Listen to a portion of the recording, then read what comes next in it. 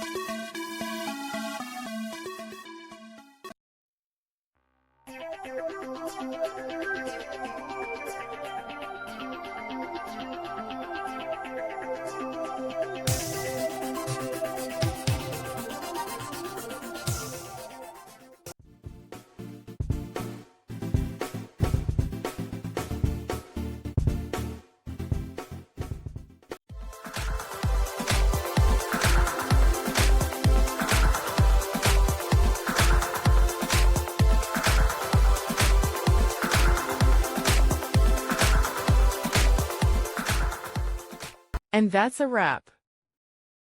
I hope you found the answer you were looking for.